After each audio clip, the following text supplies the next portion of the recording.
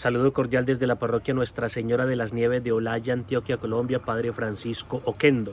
Domingo 33. El evangelio que se nos regala es Lucas 21 del versículo 5 al 19.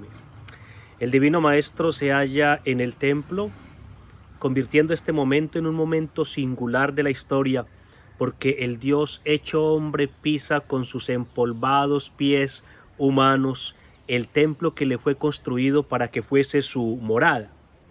El Dios que se esconde detrás del velo entra con su gloria luminosa detrás del velo de la carne humana. Sus ojos de profeta vidente y clarividente iluminan más que la menorá que resplandece ante el Santo de los Santos. En el atrio de las mujeres observa a la viuda de la pobreza rica donando todo lo que tenía para vivir.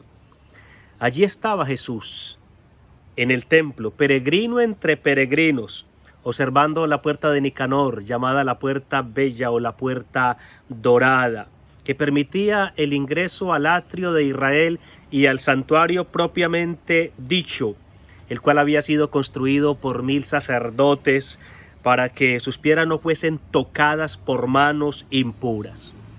Todo era maravilla admirada y admiración maravillada en este templo que olía todavía a nuevo, porque había sido terminado en el año 19 antes de Cristo.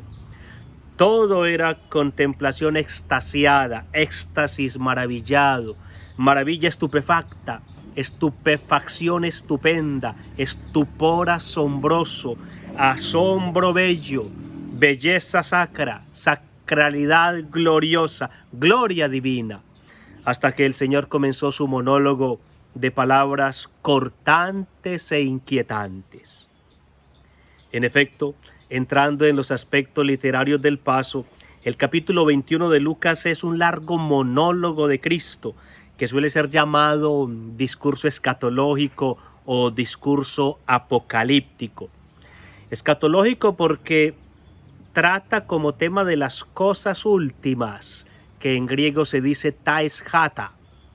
Apocalíptico es un género literario, y este texto utiliza expresiones y figuras tomadas de ese género que llamamos la apocalíptica, un género que estuvo de moda entre el segundo siglo antes de Cristo y el segundo siglo después de Cristo, y que se encontraba en su ápice en la época de nuestro Señor. Hay que aclarar sí que hoy el adjetivo apocalíptico se ha convertido en sinónimo de catastrófico y terrible. Nada de eso, porque en verdad apocalipsis significa quitar el velo. Mediante lo apocalíptico el Señor levanta el velo para que podamos ver la historia con los ojos de Dios. Pues bien, de este largo monólogo de Cristo en el capítulo 21, el evangelio de este domingo nos regala la primera sección, que podríamos dividir en 3 partes. La primera, el futuro del templo, versículos 5 a 7. Segunda, las señales precursoras del fin, versículos del 8 al 11. Y tercera, las persecuciones futuras, versículos del 12 al 19. Para interpretar este paso propongo 3 ideas tomadas de cada una de estas 3 partes. La primera idea: no quedará piedra sobre piedra. Lucas 21, 6. Ug afetese tailito sepilito. Jesús anuncia el final del templo de Jerusalén como denuncia por la violación de la relación de alianza. Si los antiguos profetas, Miqueas, siglo VIII antes de Cristo, Jeremías, siglo VII antes de Cristo, Ezequiel, siglo VI antes de Cristo, habían anunciado la destrucción del templo como consecuencia de la infidelidad del pueblo en la relación de alianza, ahora Jesús, en la línea con estos grandes profetas, anuncia la destrucción del templo como consecuencia de que el pueblo no conoció el tiempo de su venida, como él mismo lo dice llorando en Lucas 19, 41, 44. ¿Qué nos enseña esta advertencia del Señor a nosotros hipermodernos que habitamos la sociedad líquida según la propuesta del sociólogo Bauman? Pues nos enseña que las estructuras de Dios no subsisten si nos alejamos de Dios. Las construcciones de Dios no subsisten si abandonamos a Dios. Las edificaciones de Dios no subsisten si abandonamos a Dios. Dios sin el hombre es siempre Dios. Es el hombre sin Dios que se reduce a nada. Por tanto, la relación con Dios vivida con fidelidad es el valor sólido y solidificante que hemos de mantener a toda costa en nuestra sociedad líquida. De lo contrario, no quedará piedra sobre piedra. ¿Qué tan sólida es tu relación con Dios por estos días? ¿Qué tan sólido es tu fiel seguimiento a Cristo? No abandonemos a Dios, que Dios no abandona ni siquiera a quienes lo abandonan. Y no abandonemos la iglesia, templo del cual somos piedras vivas, como dice la primera carta de Pedro, capítulo 2, versículo 5. El pueblo de Dios puede subsistir sin templo, pero el templo de Dios no puede subsistir sin pueblo. Segunda idea. Mirad, no os dejéis engañar. Lucas 21, 8. Blepete me planetete.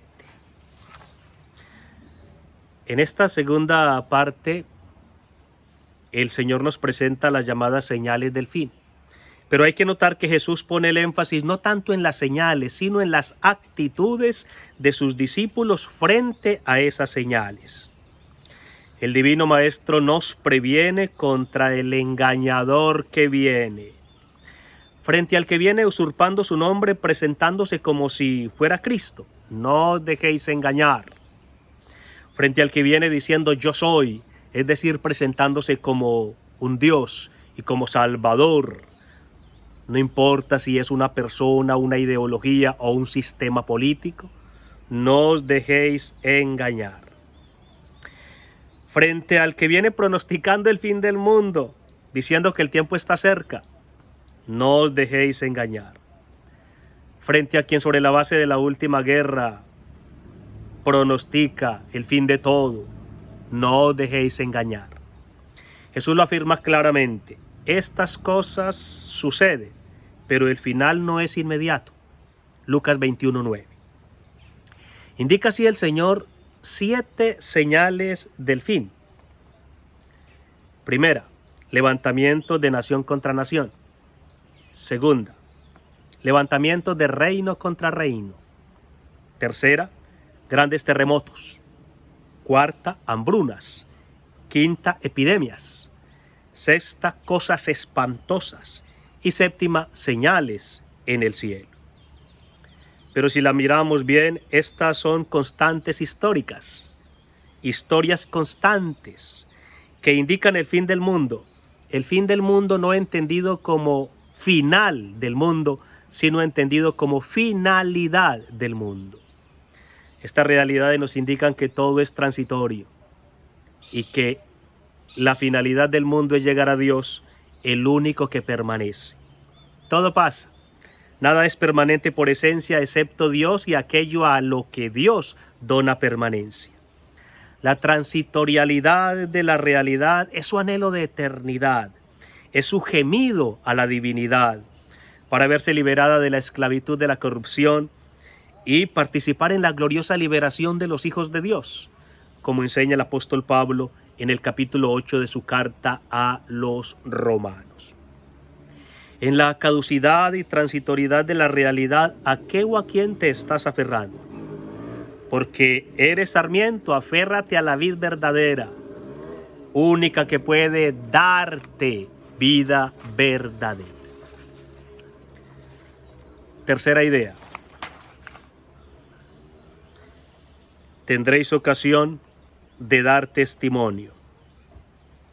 Lucas 21:13.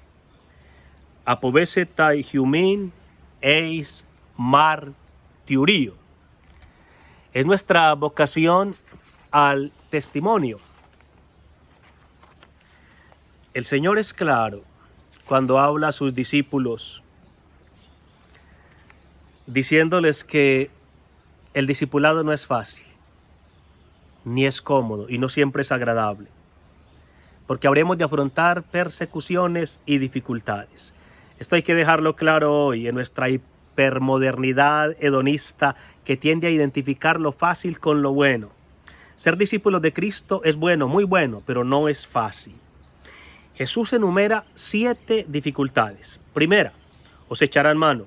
Segunda, os perseguirán. Tercera, os entregarán a sinagogas y cárceles. Cuarta, os conducirán ante reyes y gobernadores. Quinta, seréis traicionados por padres, hermanos, parientes y amigos. Sexta, matarán a algunos de vosotros. Y séptima, os odiarán por causa de mi nombre. 7 dificultades. 7 que es el número de la perfección. Porque así el Señor presenta el discipulado como una dificultad perfecta, porque la perfección es difícil. Pero notemos bien que en medio de las 7 dificultades, detrás de las cuales están las oportunidades, Jesús introduce en el versículo 13 las palabras que cargan de sentido y de significado estas dificultades. Serán ocasión de dar testimonio. El testimonio es una luz en la oscuridad, una victoria en la derrota, un germen de vida en los escombros de la muerte. El testimonio que vence, el testimonio que convence. Como escribió Tertuliano, semen es sanguis Christianorum. La sangre es semilla de cristianos. Y el Señor cierra este paso con una máxima bellísima: con vuestra perseverancia salvaréis vuestras almas. 21:19. La palabra que traducimos con perseverancia en griego es hypomone, que literalmente significa permanecer debajo, e indica por tanto la paciencia soportadora y la soportación paciente. Qué necesaria nos es la paciencia hoy en nuestra sociedad digital, donde nos acostumbramos a tenerlo todo ya, rápido, sin demora, y se nos olvida que la paciencia es el arte de esperar.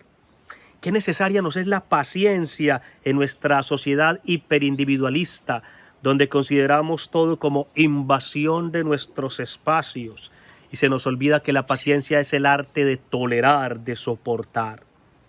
Tertuliano, autor cristiano en la iglesia africana a mitad del siglo III, escribió quizás la primera monografía sobre una virtud cristiana y la llamó de paciencia, es decir, sobre la paciencia. María, Madre de Dios, modelo de paciencia perseverante y de perseverancia paciente, nos ayude a imitarla. Termino con una frase de Tertuliano en el de paciencia.